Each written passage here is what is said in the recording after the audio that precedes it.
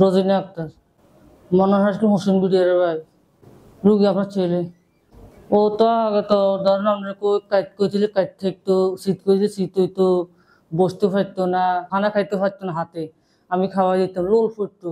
হ্যাঁ, আল্লাহ দিলে কিছু কিছু বাড়ার দিকে আসে, আল্লাহ দিলে অনাহাকে সে নিজে হাতেও খাইতে পারে, বুঝছেন।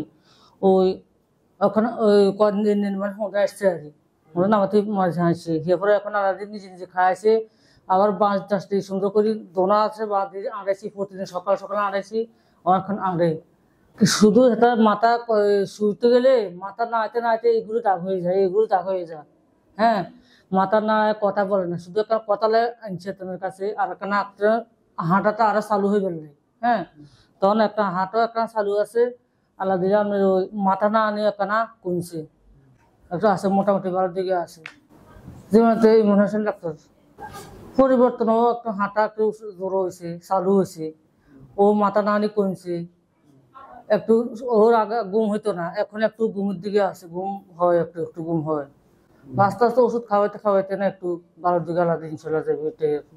পরিবর্তন দেখতেছি এখন বর্তমান রূপ তো খুব ভালো হয়েছে। মানে আগে যেখানে আপনার কই রাগ দেখাইতো, গোসা দেখাইতো, গরম দেখাইতো, এটা থেকে একটু হালকা কম হয় আছে। আগের তুলনায় এখনো কম, আগের তুলনায় অনেক ভালো আছে।